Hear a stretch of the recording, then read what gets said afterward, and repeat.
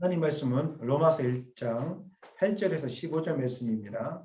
신약성경 239쪽에 있습니다. 한 절씩 교독하겠습니다. 먼저 내가 예수 그리스도로 말미암아 너희 모든 사람에 관하여 내 하나님께 감사함은 너희 믿음이 온 세상에 전파됨이로다.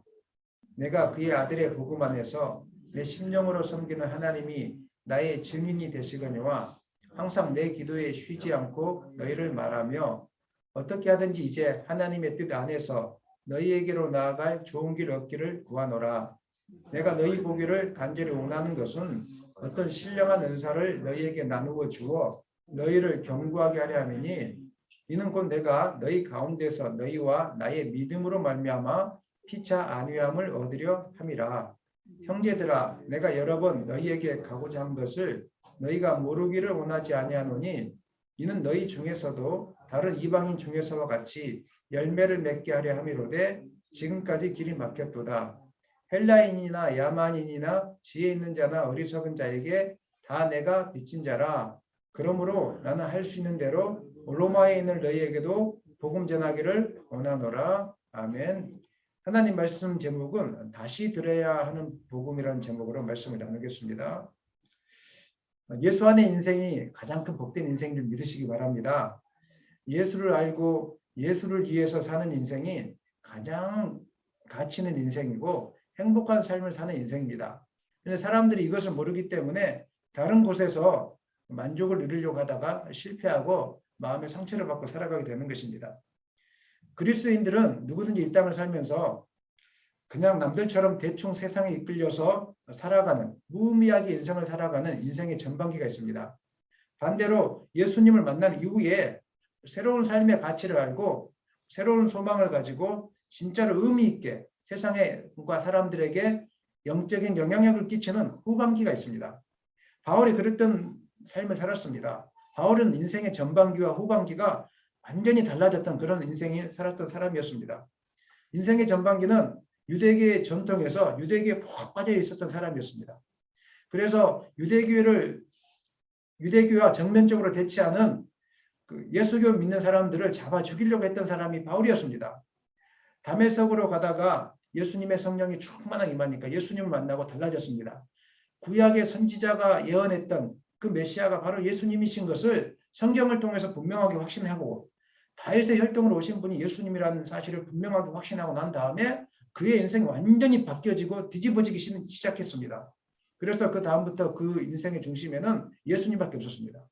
예수로 나의 구주 삼고 성령과 피로서 거듭나니 이 세상에서 내 영혼이 하늘의 평화 누리도다. 오늘 그 바울의 고백이 그런 고백을 살았다는 것입니다. 평생의 예수, 그 심장 안에 예수가 뛰고 있었다는 것입니다. 그래서 로마에 있는 성도들에게 편지를 쓰고 있는 바울은 첫머리에서 나는 예수 그리스도의 종이고 예수 그리스도의 사도로 부르심을 받은 자고 하나님의 복음을 위해서 택정함을 받은 자라고 먼저 선언하고 있다는 것을 우리가 알 수 있습니다. 그리고 14절 말씀에서는 나는 복음에 비친 자다. 15절에서는 할 수 있는 대로 나는 너희에게 복음을 다시 전하기를 원한다. 이렇게 고백하고 있습니다. 사랑하는 여러분, 로마서를 우리가 지난주부터 이제 배워가고 있는데 로마서를 배워가면서 하나님께서 우리에게 원하시는 것이 있습니다. 그것은 예수를 더 알기 원한다는 것입니다. 그리고 예수께 붙들리는 삶을 살라는 것입니다. 이것 말고 이 세상에 좋은 것은 존재하지 않습니다. 이것 말고 우리가 붙들어야 할 것은 이 땅에 없다는 것입니다. 세상의 꽃을 쫓아가는 삶은 당장은 행복해 보이고 좋아 보입니다. 일주일 동안 살면서 어떤 소식을 많이 듣고 왔습니까? 대부분 이야기가 돈에 대한 이야기 아니겠습니까? 어떤 사람은 돈을 더 갖고 싶어서 안절부절하고 어떤 사람은 돈을 가지지 못해서 안절부절하고 우리 아이들도 공부하는 목적이 다 돈이에요. 돈에 대한 이야기 듣다 보면 마음이 괴로워집니다. 마음이 아파져요. 늘 만족이 없기 때문에. 그런데 하나님은 그거 의미 없으니까 그거 하지 말라고 합니다. 세상에서 부귀영화 사는 사람 아무것도 아니다. 다 쓸데없는 거다. 헛것이다. 헛인생이다. 세상에서 가장 가치 있는 인생은 예수로 말미암아 사는 인생이 가장 가치 있는 인생이다. 나중에 깨닫게 될 것이다. 여러분, 사랑하는 여러분, 마지막 날이 있습니다. 믿으십니까? 천국이 있습니다. 믿으십니까? 이 땅에서 부귀영화를 누리고 살았는데 그리고 죽었는데 죽고 나니까 지옥문이 기다리고 있다면 뜨거운 용암 같은 그 부글부글 끓는 그 문이 기다리고 있다면 그 인생 살았다고 얼마나 통곡하겠습니까? 근데 이 땅에서 가난할지라도 몸이 병들지라도 예수로 주를 삼는 사람 마지막에 나는 끝났구나 죽었는데 눈 떠보니까 화려한 천국이 나를 기다리고 있으니까 주님이 나를 기다리고 있으니까 이것처럼 인생을 잘 사는 사람이 어디가 있겠습니까? 주님 오늘 성경을 통해서 로마서를 통해서 우리에게 반복적으로 이야기하고 있습니다. 정신 차려라. 돌아와라. 하나님께 붙들려라. 너의 심장이 예수로 뛰게 하라. 오늘 이 사실을 붙들고 변화받는 여러분 되시기를 예수님의 이름으로 간절히 축원합니다. 로마서 1장 1절에서 7절 말씀에서 공식적으로 바울은 자신을 소개하고 무난 인사와 축복을 빌었습니다. 그리고 이제 8절 이하에서는 로마에 있는 성도들을 향한 감사의 고백을 하고 있고 내가 로마를 가고 싶어한다. 로마를 방문하고 싶어하는 이유를 이렇게 나열하고 있습니다. 먼저 9절 말씀에서는 로마에 있는 성도들을 향한 바울의 열정이 기록되어 있습니다. 9절 읽겠습니다. 내가 그의 아들의 복음 안에서 내 심령으로 섬기는 하나님이 나의 증인이 되시거니와 항상 내 기도에 쉬지 않고 너희를 말하며 가보지도 않고 본 일도 없었지만 사도 바울의 마음속에는 늘 로마 교회 성도들이 있었습니다. 왜냐하면 그들의 믿음이 너무 좋다는 이야기를 들은 겁니다. 그런데 그들에게 약간 2% 부족한 것이 있었습니다. 그래서 진정한 복음이 무엇인지를 가르쳐주고 싶은 마음이 바울 속에 가득했던 것입니다. 아이가 공부를 열심히 하는 아이가 있습니다. 그런데 시험을 보면 시험 점수가 잘 안 나오고 실수하는 아이가 있어요. 선생님 지켜보니까 이 공부하는 방법이 잘못된 거예요. 그리고 공부하는 시간 배분을 잘못한 것이고 정말 열심히 하는데 잘 안 나왔어요. 그래서 선생님 이 아이에게 공부하는 방법이나 어떤 진로를 좀 이야기해 주고 싶은 마음이 생기지 않겠습니까? 저 아이는 조금만 더 열심히 하면은 방향만 잘 잡아주면은 좋은 실력을, 좋은 점수를 얻을 수 있어. 로마 교회 성도들이 그랬다는 겁니다. 복음을 들어서 알고는 있었지만 2% 부족한 것이 있어서 그 교회 성도들 사이에 조금 다툼이 있었고 갈등이 있었거든요. 열심히 섬기는데 뭔가 좀 부족함이 있었어요. 내가 가서 내가 깨달았던 복음, 내가 만났던 예수님에 대해서 조금만 더 가르쳐 줄 수 있다면 될 텐데 가지 못하니까 너무 안타까웠어요. 그래서 바울은 기도만 할 수밖에 없었던 것입니다. 기도밖에. 하나님 길을 열어달라고. 나는 로마로 가고 싶습니다. 길을 열어달라고. 우리가 예수님을 알고 우리 안에 예수 그리스도의 사랑이 충만하게 되면 우리의 관심이 바울처럼 이렇게 바뀌게 됩니다. 예수를, 내가 알고 있는 예수를 가르쳐주고 싶고 소개하고 싶고 좀 어떻게 좀 알려주고 싶은 것이 바로 진정으로 예수 그리스도의 사랑이 넘치는 사람들의 특징이라는 것입니다. 예수 그리스도의 복음을 잘 알지 못해서 방황하는 사람들이 이 땅에 굉장히 많이 있습니다.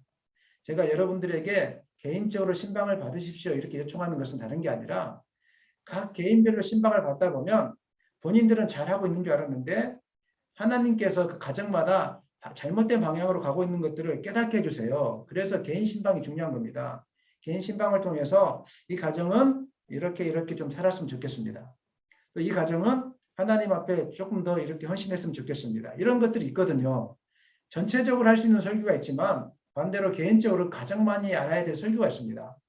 그래서 제가 신방을 좀 드려야 된다고 자주 드리라고 이렇게 제가 여러분들에게 요청하고 있는데 제 마음속에 있는 예수님, 제가 여러분에게 소개시켜주고 싶은 예수님이 있기 때문에 그런 것입니다. 복음을 제대로 알고 나면 이런 일들이 있는 것입니다. 저도 지나고 보면은 주변에 힘들어하시는 분들이 있어요. 그리고 예수님을 믿는데 뭐가 잘 안 되시는 분들이 있어요. 그러면 제가 그분들을 놓고 기도하면서 찾아가고 싶은 열정이 굉장히 있거든요. 하지만 그분들이 저를 초청하지 않는데 어떻게 갈 수 있겠습니까? 하나님이 저에게 주신 특별한 은사가 있어서 도와주고 싶어도 그분들이 마음의 문을 열지 않고 저를 모르기 때문에 마음의 문을 열지 않으면 아무 소용이 없습니다. 그래서 제가 할 수 있는 것은 기도밖에 없습니다. 오늘 바울이 그랬다는 것입니다. 가고 싶은데 갈 방법이 없으니까 그냥 기도만 하게 되는 것입니다. 사랑하는 여러분, 저는 여러분들이 영혼에 대한 사모함들이 일어나기를 원합니다. 그리고 예수님을, 내가 만난 예수님을 좀 알려주고 싶은 열정이 여러분 가운데 일어나기를 원합니다. 어떻게 교회가 부흥하겠습니까? 여기 계신 모든 분들 그 마음속에 예수님에 대한 그 열정, 예수님을 가르쳐주고 싶은 열정이 일어날 때 교회가 저절로 일어나게 될 줄 저는 믿습니다. 바울은 로마에 있는 성도들을 만나고 싶어서 기도했을 뿐만 아니라 로마에 들어갈 다양한 루트들을 알아보기 시작했던 것 같습니다. 10절 말씀 읽어보겠습니다. 10절입니다. 어떻게 하든지 이제 하나님의 뜻 안에서 너희에게로 나아갈 좋은 길을 얻기를 구하노라. 바울은 여러 가지 방법으로 로마에 있는 성도들을 만나고 싶어서 여러 가지 방법들을 구했지만 좀처럼 쉽게 열려지지 않았던 것 같습니다. 13절 말씀도 한번 읽어보겠습니다. 형제들아 내가 여러 번 너희에게 가고자 한 것을 너희가 모르기를 원하지 아니하노니 이는 너희 중에서도 다른 이방인 중에서와 같이 열매를 맺게 하려 함이로되 지금까지 길이 막혔도다. 가고 싶었어요. 여러 번 가고 싶었는데 길이 막혀서 가지 못하는 형편에 지금 바울이 처하게 된 것입니다. 우리가 하나님의 선한 사업에 하나님의 선한 일에 열심을 낼지라도 길이 막히는 경우들이 종종 있습니다. 그럴 때 많은 분들이 하나님의 뜻이 아닌가라고 생각하면서 포기하는 일들이 있는데 오늘 성경은 우리에게 뭐라고 말씀하고 있습니까? 하나님이 정확하게 막으시는 길이 아니라면 또 혹은 설령 하나님이 막는 것처럼 보여진다고 할지라도 하나님의 선한 뜻이라고 생각될 경우에는 포기하지 말고 끝까지 하나님께 기도하라는 겁니다. 당장 무엇이 이루어지지 않는다고 실망하지 말고 당장 교회가 되지 않는다고 실망하지 말고 하나님 바라보면서 끝까지 참고 기다리고 인내하고 기도하라는 것입니다. 왜냐하면은 고린도전서 3장 6절 말씀에 이렇게 나와 있습니다. 나는 심었고 아볼로는 물을 주었으되 오직 하나님께서 자라나게 하셨나니. 교회를 교회되게 하시는 분 누구십니까? 하나님이십니다. 믿으십니까? 우리의 인생의 길을 열어주시는 분은 누구십니까? 하나님이십니다. 우리가 세울 수도 없고 우리가 무너뜨릴 수도 없습니다. 하나님이 하시는 겁니다. 우리가 하는 것은 단지 심는 거고 물을 주는 것밖에 할 수가 없습니다. 우리가 하는 것은 교회를 위해서 기도하는 것밖에 할 것이 없습니다.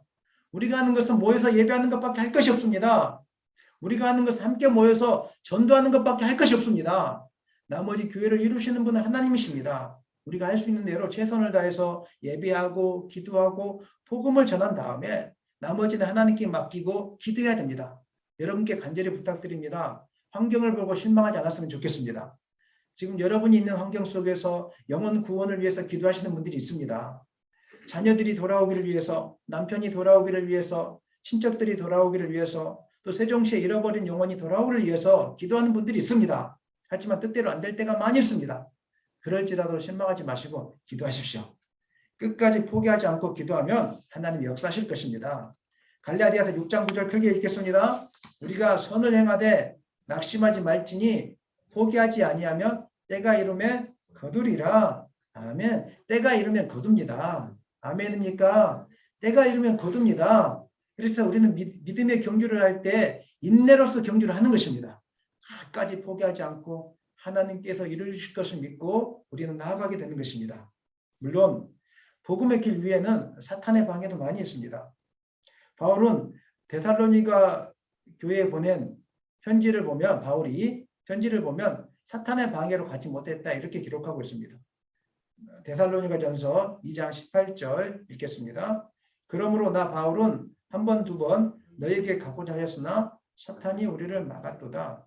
바울은 로마 교회뿐만 아니라 데살로니가 교회도 가고 싶어 했었어요. 방문을 하고 싶었었어요. 왜냐하면 데살로니가 교회는 바울이 들어가서 한 3주 정도밖에 복음을 전하지 못했습니다. 유대인들이 하도 핍박하고 쫓아다녀서 바울을 죽이려고 해서 도망 다녔기 때문에 그 성도들이 보고 싶었던 거예요. 근데 그 성도들도 마찬가지로 믿음의 진보를 이루고 있다는 소식이 들려왔어요. 얼마나 보고 싶었겠어요. 몇 번 가고 싶어 했지만 바울이 가지 못했던 거예요. 왜? 무엇 때문에? 바울은 깨달았어요. 그 유대인들 박해자들, 사탄의 박해 때문에, 사탄의 방해 때문에 가지 못했다는 것을. 그래서 사탄이 우리를 막았도다. 이렇게 바울은 편지에서 기록하고 있는 것입니다. 오늘 우리가 기도할 때 많은 사탄의 방해들이 있습니다. 오늘 우리가 깨어 기도해야 될 이유 중에 하나가 있다면 그것은 사탄의 방해 때문에 그런 것입니다. 예배 자리에 나올 때 보십시오. 여러분 아침부터 막 기쁘게 저절로 막 나온 적이 얼마나 있습니까? 그렇지 않습니다. 사탄의 방해가 많습니다. 할 수 있는 데는 못 가게 합니다. 애들을 통해서 못 가게 막 하고, 그 다음에 뭐 분주한 일들을 통해서 못 가게 만들고, 여러 가지 복잡한 일들을 통해서 토요일 날 지치고 피곤하게 만들고, 아니 놀러 갔다 오게 만들어서 주일날 뭐 집중하지 못하게 만들고, 여러 가지 일들을 통해서 사탄이 우리를 못 가게 만들려고 하고 있는데, 우리가 영적으로 깨어있지 않기 때문에 이것이 영적인 일인지 모르고 있기 때문에 매번 당하고 넘어지는 거예요. 근데 영적인 것인 걸 안다면 토요일에 잠을 안 자고 기도하게 됩니다. 제가 왜 토요일에 잠을 안 자고 기도하겠습니까? 영적인 사건이 오늘도 일어날 걸 알기 때문에, 사단의 방해가 예배 가운데 일어날 걸 알기 때문에, 이 말씀을 못 듣게 하려고 하는 사단의 역사가 있을 걸 알기 때문에 기도를 할 수밖에 없는 것입니다. 저는 여러분들이 끊임없이 기도했으면 좋겠습니다. 복음의 역사는 기도할 때 나타나는 것입니다. 사단의 역사는 기도할 때 떠나가게 되는 것입니다. 저는 여러분들이 직장일과 가정일로 여러 가지 일로 바쁜 줄 알고 있습니다. 그러나 기도 없이 열심히 사는 것은 여러분의 힘을 소진하는 것밖에 되지 않습니다. 기도 없이 여러분 원하는 대로 사는 것은 결국은 망하는 길로 가는 지름길밖에 되지 않는 것입니다. 기도 없이 달리는 것은 밑 빠진 독에 물 붓는 것과 똑같은 것이고, 자동차를 운전하는데, 자동차를 운행하는데 엔진 오일을 넣지 않고 운행하는 것과 똑같습니다. 자동차에 엔진 오일을 넣지 않고 달리면 어떻게 되는 줄 아십니까? 엔진이 나중에 부서집니다. 망가집니다. 자동차 버려야 됩니다.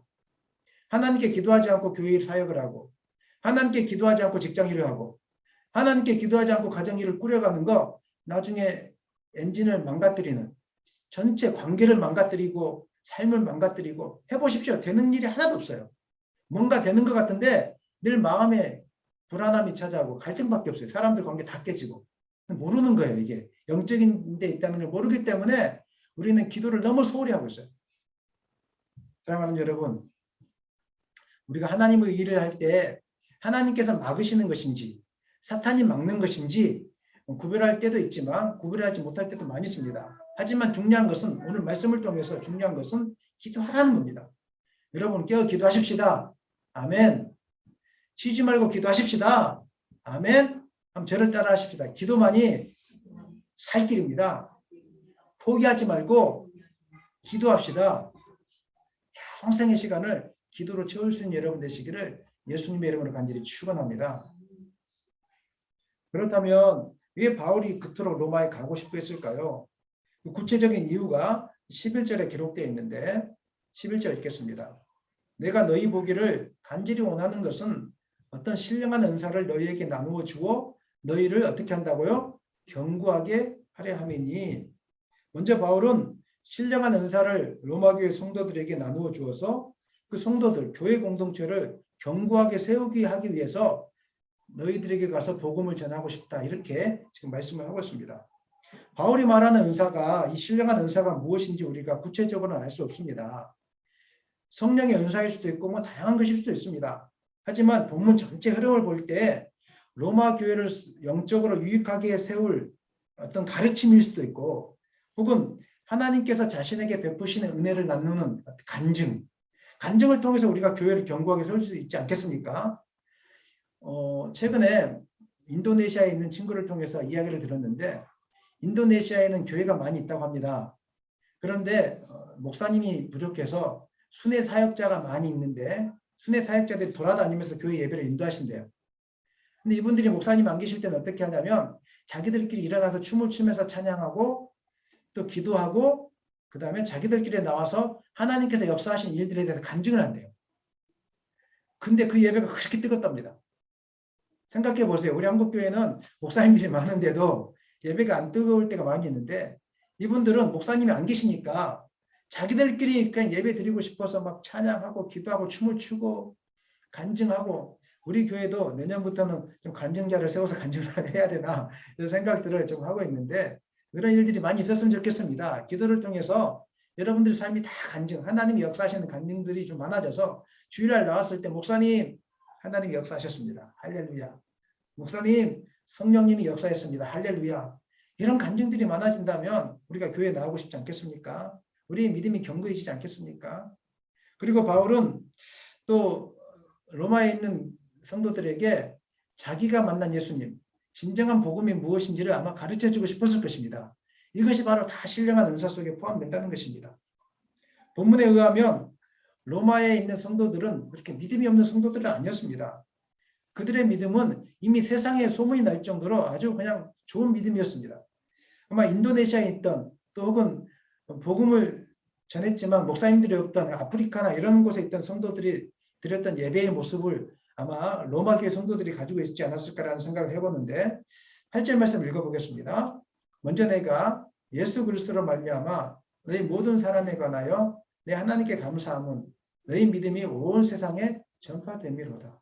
바울이 감사의 고백을 했어요. 왜? 너희 믿음의 소식을 내가 들었다. 누가 가르쳐준 적도 없는데 너희들이 하나님의 복음, 예수님의 복음을 받아들이고 예수님 때문에 기뻐하고 즐거워하고 예수님 때문에 헌신하고 희생하고 교회를 이루어가는 아무도 없는데 교회를 이루어가는 이 모습을 보고 있고 그것뿐만 아니라 예수님 때문에 삶이 달라져 술을 끊고 담배를 끊고 물론 그때 담배가 있었는지 어떻게 했는지 모르겠지만 오늘날로 이야기하면 술을 끊고 담배를 끊고 그 다음에 악한 습관들을 다 끊어내고 우상을 버리고 뭐 이런 일들이 로마 교회 가운데 있었을 거예요. 이 이야기가 그 주변의 소아시아와 뭐 고린도와 여러 데살로니가와 여러 지방 가운데 다 퍼졌던 것 같아요. 바울도 이 소식을 들을 정도였으니까. 로마서는 바울이 고린도에서 한 3개월 정도 머물면서 마지막으로 3차 전도 여행 기간에 쓴 서신이거든요.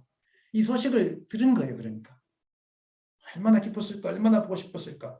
그런데 뭐가 부족해서 바울이 그곳에 가서 다시 복음을 전하고 싶다 이렇게 이야기한 걸까요?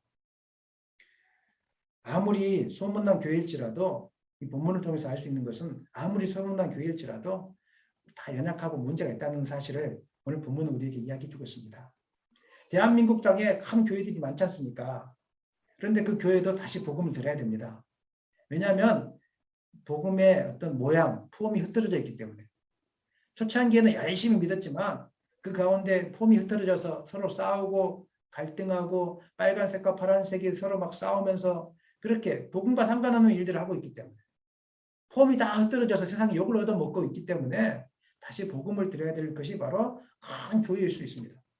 그뿐만 아니라 다시 복음을 드려야 될 분들이 바로 오늘 이곳에 이미 복음을 들었던 오래전부터 복음을 알고 있던 우리들일 수 있습니다. 왜냐하면 우리의 폼이 우리도 모르는 사이에 다 흩어져 있기 때문에 그런 것입니다. 로마 교회가 가지고 있는 문제점은 지난 시간에 말씀드렸던 것처럼 유대인 그리스도인들과 이방인 그리스도인들과의 갈등이 그들 가운데 있었다는 것입니다. 로마서를 이제 묵상하면서 그것들을 우리는 보게 될 것입니다.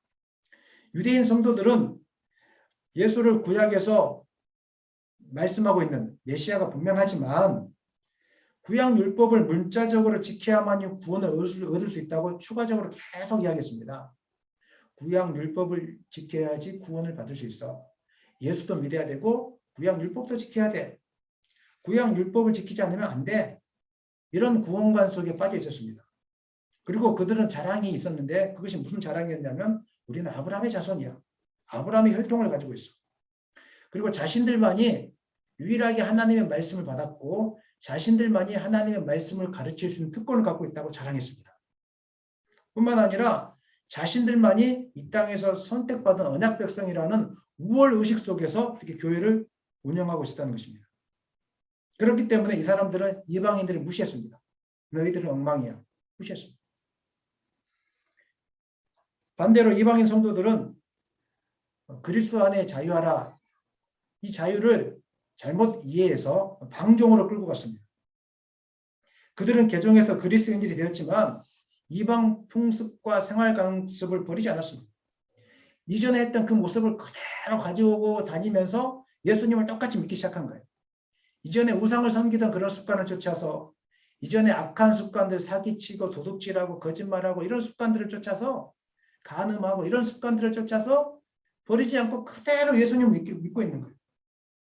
예수님만 믿으면 구원받지. 이래도 괜찮고 저래도 괜찮고 이런 일들이 그 교회 가운데 있었던 거예요. 그러니까 바울이 로마서 후반부에서 그리스도인들은 그렇게 살면 안 돼.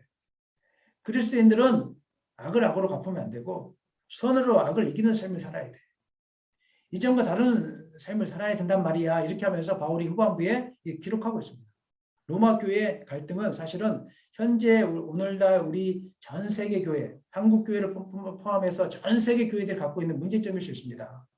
오늘 이곳에 앉아 있지만 어떤 분들은 내가 성경을 뭐 백독에서 나는 대단한 사람이야 뭐 이렇게 하시는 분도 있을 수 있을 것이고, 나는 새벽 기도회를 한 번도 안 빠지는데 저 집사님 저 권사님 맨날 빠지니까 참 못된 사람, 믿음도 없는 사람 이렇게 평가하는 분도 있을 것이고, 또 어떤 사람들은 예수만 믿으면 구원받으니까 괜찮습니다. 뭐 주일날 예배 한 번 드렸으면 됐지 무슨 예배를 매번 드리냐고 이렇게 하면서 뭐 술 마시고 뭐 담배 피고 뭐 온갖 세상의 것들을 다 쫓아가고 막 돈을 쫓아가고 유혹의 욕심을 쫓아가고 예수님을 믿는 건지 안 믿는 건지 알 수도 없을 정도로 이런 습관들이 우리 교회 안에 가득하고 있다는 것입니다.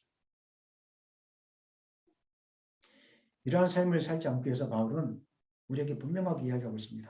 다시 복음을 드려야 돼. 왜냐하면 복음은 우리를 천국 끌려 인도하는 나침반이기 때문에. 복음은 우리의 폼이 흐트러져 있었을 때 바로 세워줄 수 있는, 폼을 세워줄 수 있는 기본 개념서이기 때문에 복음은 자꾸 드려야 돼요. 잊어버려. 너희들이 하나님 믿는 것 같지만, 예수님 믿는 것 같지만 사실 안 믿고 있는 거예요. 이전에 내가 방언을 받았습니다. 이전에 내가 기도 많이 했습니다. 이전에 내가 성경을 10번 읽었습니다. 이거 아무 중요하지 않아. 지금 너 폼이 흐트러져 있잖아. 하나님 이렇게 말씀하고 있어요. 그래서 오늘 복음을 다시 드려야 되는 사람들은 초신자가 아니라, 아직 예수님을 믿지 않고 있는 사람들이 아니라 오랫동안 예수님을 믿었음에도 불구하고 이제는 폼이 흐트러져서 내가 예수님을 믿는 것인지 안 믿는 것인지 헷갈려 있는 사람들이 오늘 복음을 드려야 한다고 성경은 우리에게 이야기하고 있습니다. 운동선수들이 가끔씩 컨디션 난조가 찾아와서 슬럼프에 빠질 때가 있습니다. 그때 하는 일이 있습니다. 그것은 자기 폼을 다시 잡는 겁니다. 내가 어디가 힘이 더 많이 들어가고 있는지, 내가 어떤 자세가 흐트러져 있는지, 어떤 잘못된 습관을 갖고 있는지 자세히 살펴보면 반드시 잘못된 것이 발견되어져요. 아무리 그 유명한 야구 선수일지라도 스트라이크 존에 스트라이크가 안 꽂힐 때는 마음의 문제가 있든지, 아니 삶에서 어떤 습관의 문제가 있든지, 아니면 어떤 폼 자세가 흐트러져 있기 때문에 자기는 던진다고 하는데 다 흐트러져 있어요. 그래서 다시 개념서를 통해서, 코치를 통해서 마음이 됐든지 육체가 됐든지 폼을 다시 잡는 훈련들을 계속적으로 반복하게 하는 것을 우리가 깨닫게 되어집니다. 우리 신앙생활에는 많은 슬럼프들이 있습니다. 뜻하지 않은 고난 속이 찾아오는 어떤 마음 아픈 일들, 고난이 찾아오면은 금세 신앙의 폼이 흐트러지거든요. 왜 나한테 이런 고난이 찾아왔을까? 나는 하나님 열심히 섬겼는데 이제 기도해도 소용없구나. 폼이 무너지기 시작해요. 그 다음에 비교의식에서 찾아오는 열등감이 있어요. 나는 하나님을 잘 섬기는데 잘 안 되고, 하나님 안 섬기는 저 사람들은 그냥 뭐 복음만 사면 당첨되고, 그냥 저 아이들은 그냥 무조건 서울대 가고, 우리 아이들은 기도를 그렇게 열심히 하는데도 뭐 말도 안 듣는 것 같은데, 이것 때문에 또 신앙의 폼이 흐트러져요. 예배 생활해도 아무 소용없구나. 그 다음에 세상을 살면서 부정적인 마음이 찾아올 때 하나님 진짜 계시는가? 가끔가다 그런 마음 찾아올 때 있잖아요. 하나님 진짜 계시는가? 내가 너무 그냥 광신도처럼 믿는 게 아닌가? 이렇게 살지 말아야 되겠다. 이렇게 하면서 신앙의 폼이 다 무너질 때가 있습니다. 그럴 때 우리의 폼을 붙잡아 줄 수 있는 것은 예수 그리스도의 복음이신 것을 여러분 믿으시기를 바랍니다. 복음밖에 없습니다. 예수 그리스도 복음을 다시 아는 것밖에 없습니다. 복음이 무엇인지 우리가 자주 드려야 되는 것입니다. 사람들이 예수님의 복음이라고 생각하면 예수 믿고 천국 가는 것만 생각하는데 그게 복음의 전부가 아닙니다. 그게 복음의 전부라면 무슨 능력이 우리 가운데 있겠습니까? 죽기 전에 그냥 예수님 믿겠습니다 하고 가면 되는 거지. 그게 복음의 전부가 아닙니다. 예수 그리스도의 복음 안에는 놀라운 비밀이 있습니다.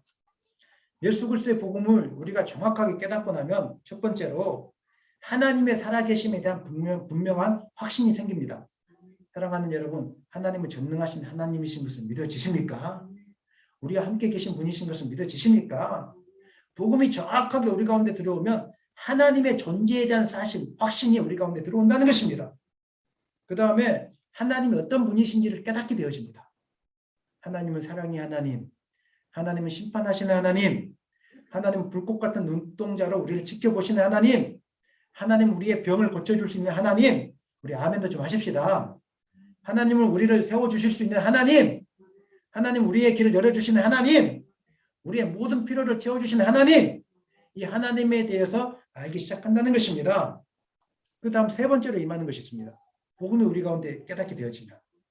세 번째로 임하는 것은 내가 얼마나 하나님 앞에서 부족하고 연약한 죄인인지를 깨닫게 되어집니다.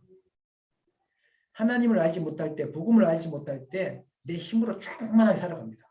나는 의로운 사람이라고 생각합니다. 이 정도면 대단한 믿음이라고 생각합니다. 이 정도면 괜찮다고 생각합니다. 그런데 예수 그리스도의 복음이 깨달아지면 내가 얼마나 형편없는 존재인지를 깨닫기 시작합니다. 얼마나 죄 속에 있는지를 깨닫기 시작합니다. 그리고 하나님의 은혜가 없이는 살 수 없는 존재라는 깨닫기 시작하는 것입니다. 그래, 그 다음부터는 날마다 하나님 곁들여 합니다. 모든 것이 하나님의 은혜임을 고백하면서 하나님 나는 은혜가 필요합니다. 주일날 예배 나올 때도 하나님 나는 은혜가 필요합니다. 주의 얼굴을 구합니다. 이런 자세로 이렇게 나오게 된다는 것입니다. 뿐만 아니라 예수님을 믿고 나면 영적인 세계가 있다는 것을 보게 됩니다. 깨닫게 됩니다. 그래서 영적인 세계 가운데 죄가 얼마나 크게 악한 영향력을 우리 가운데 끼치는지를 눈뜨고 보게 되는 겁니다. 이전에는 죄 짓는 것이 아무렇지도 않았습니다. 음란한 영상을 본다는 거, 그 다음에 거짓말을 행한다는 거, 사람을 속인다는 거, 불법을 행한다는 거, 이런 것 자체가 악한 일인지 몰랐습니다. 그런데 예수 그리스도의 영이 우리 가운데 찾아오면 이것이 얼마나 우리 가운데 심각한 것인지를 깨닫게 되는 것입니다. 권사님에게 잘못하고 있는 그분, 복음의 역사가 없어서 그래요. 목사라는 이름을 가졌지만 복음의 역사가 없어서 그래요. 기도해 주셔야 돼요. 목사라는 이름을 가졌을지라도 복음의 역사가 없으면 성도들을 속여요. 목사라는 이름을 가졌어도 그 안에 예수 그리스도의 영이 없으면 거짓 증거를 하고 거짓말을 하고 그러면서도 양심의 화해를 맞아서 아무렇지도 않는 듯이 교회만 크면 되고 돈만 많이 모으면 되고 유명해지면 된다. 그렇게 되는 거예요. 영적인 세계를 모르니까. 얼마나 심각하게 우리 영적인 병이 들어가는지 모르니까. 하나님 보고 있어요. 걱정하지 마세요. 이 영적인 능력을 모르니까 주의랑 쉽게 타협해버리고 사랑하게 되고 따라가게 되는 거예요. 하지만 예수의 복음의 능력을 알면 그렇지 않아요. 멀리하게 돼요. 멀리하게 돼요. 그리고 더 있어요. 예수 그리스도의 복음을 알게 되면 예수 그리스도의 이름의 능력을 깨닫게 되는 거예요. 이 예수 그리스도의 능력이, 이름의 능력이 사단의 권세를 물리칠 수 있구나. 아멘입니까? 그래서 나에게 유혹으로 다가오는 이 사단의 권세, 잠을 못 자게 만드는 사단의 권세, 병들게 만드는 사단의 권세를 예수님의 이름으로 명하노니 떠나갈지어다. 아멘 한번 하십시다. 예수님의 이름으로 명하노니 이 사단아 떠나갈지어다. 날마다 담대하게 선포하게 되는 것입니다. 왜 중요한 영적인 무기가 여러분 가운데 있는데 왜 사용하지 않으십니까? 모르니까 사용하지 않는 거고 모르니까 무너지는 거고 넘어지는 거 아니겠습니까? 이 복음의 중요한 비밀들을 깨닫고 체험하고 살면 증거하고 싶어지는 거예요. 나눠주고 싶은 거예요. 그래서 제가 미치도록 여러분 가정을 신방하고 싶어지고 미치도록 복음을 증거하고 싶어서 오늘도 지금 저는 기도하고 이렇게 달려가고 있는 것입니다. 아니 오늘도 누가 듣지 않을지라도 듣기를 원하는 마음으로 이렇게 간절하게 복음을 증거하고 있는 것입니다. 마지막으로 그리스도의 사랑이 우리 가운데 충만하게 되면 삶의 목적이 달라져요. 복음이 무엇인지 깨닫게 되면 삶의 목적이 오직 예수님을 증거하는 것에 목적을 둘 수밖에 없어요. 이거 말고는 소망이 없기 때문에. 하나님이 이 땅을 살면서 가장 기쁘게 여기는 것이 무엇이겠습니까? 교회를 이루는 거 좋습니다. 헌신하는 거 좋습니다. 하나님이 가장 기쁘게 여기는 것은 한 영혼 주님께로 인도하는 것입니다. 한 영혼을 위해서 마음에 품는 것입니다.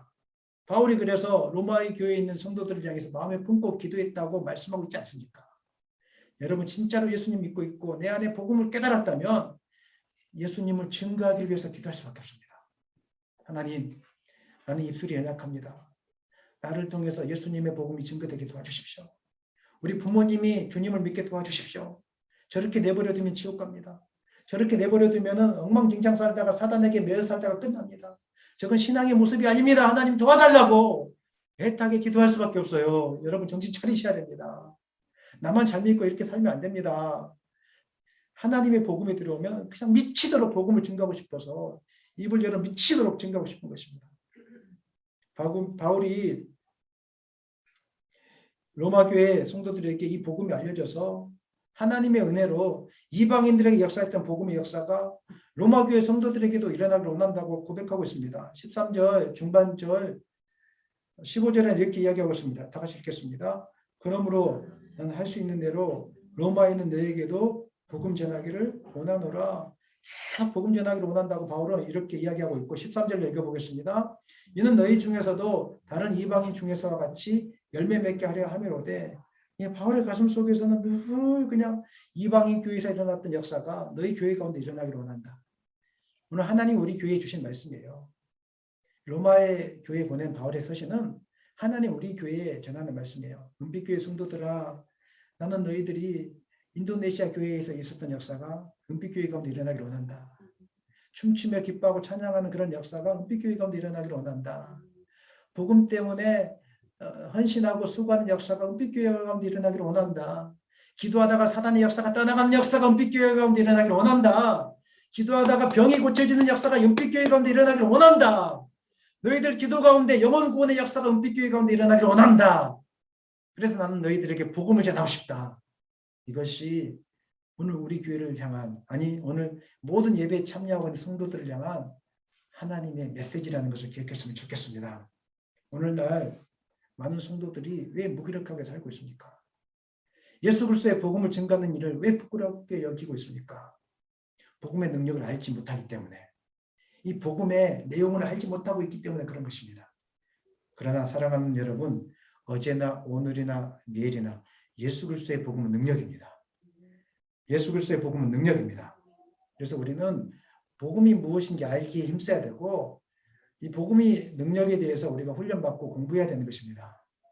저는 여러분들이 이제 아이들도 많이 컸기 때문에 내년부터는 할 수 있는 대로 이런 복음이 무엇인지를 좀 훈련받고 같이 이런 훈련에 동참할 수 있도록 좀 시간을 많이 내어주셨으면 좋겠습니다. 이제 5년차 우리 교회가 접어들었는데 훈련을 계속 하고 싶은데 너무 아이들이 어리니까 제가 못 시켜줬어요. 그런데 이제는 좀 해야 될 때가 되지 않았는가. 복음의 능력에 대해서 좀 가르쳐주고 실제적으로 경험하고 역사는 하나님 일하심에 대해서 이걸 경험해야 여러분들이 삶 속에서도 힘있고 능력있게 살지 않겠습니까? 정말로 가치 있게 살지 않겠습니까? 여러분 때가 되면 저는 기도하고 있는데 좀 훈련을 받고 같이 성장하는 날이 왔으면 좋겠습니다. 그렇게 삼으시기를 예수님 이름으로 축원합니다. 바울이 로마를 방문하려고 했던 첫 번째 목적이 언제나 복음 증거를 위한 것이라면, 그래서 교회를 세우는 것이라면, 두 번째 목적이 있는데 서로 간에 안위를 얻기 위해서, 위로를 받기 위해서 함이라고 이렇게 이야기하고 있습니다. 12절 읽겠습니다.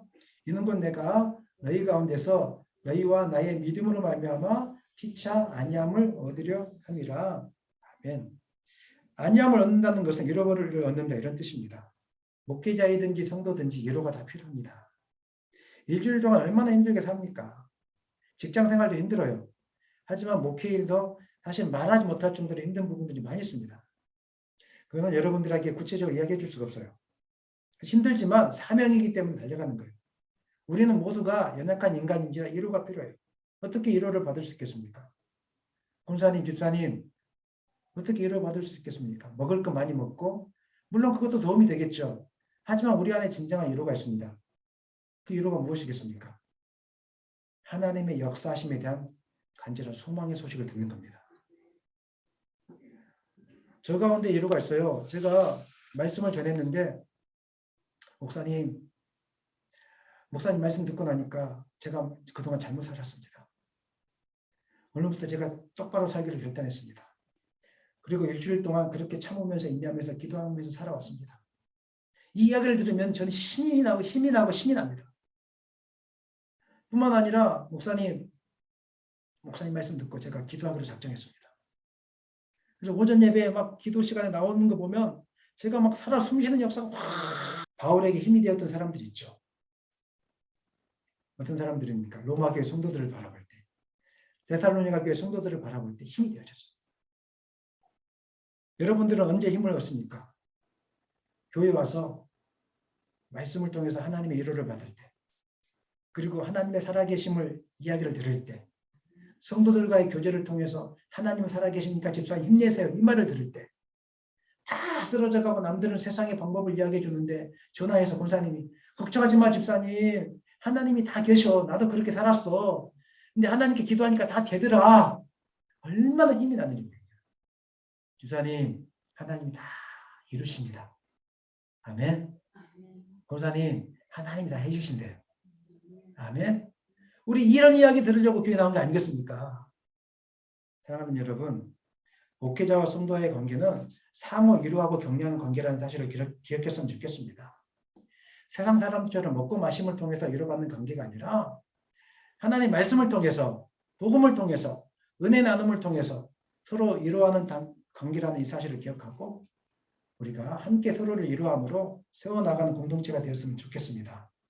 말씀을 마무리하겠습니다. 우리는 예수님을 처음 믿을 때 복음을 듣습니다. 그리고 복음대로 살기 위해서 노력합니다. 그러나 예수님을 오래 믿다 보면 우리의 복음이 힘이 없어지는 것을 느낄 때가 있습니다. 형식에 익숙해지고 교회 생활에 익숙해지고 너무 잘 안다고 생각해서 예배에 대한 감격, 기도에 대한 감격, 하나님을 만나는 일에 대한 감격, 복음의 역사에 대한 감격과 기대가 사라지는 경우들이 너무 많이 있습니다. 그래서 세상 사람들과 별반 다른 모습이 아닌 다르지 않게 살아가는 모습들이 우리 가운데 너무 많이 있습니다. 이럴 때 우리는 다시 복음을 드려야 됩니다. 은빛교회가 복음을 다시 듣고 시작했으면 좋겠습니다. 살아 역사하시는 하나님의 복음, 우리를 위로하시는 하나님의 복음, 우리를 살리는 하나님의 복음, 이 복음을 매일 다시 듣고 새롭게 함으로 견고하고 건강한 교회로 거듭날 수 있기를 예수님의 이름으로 간절히 축원합니다.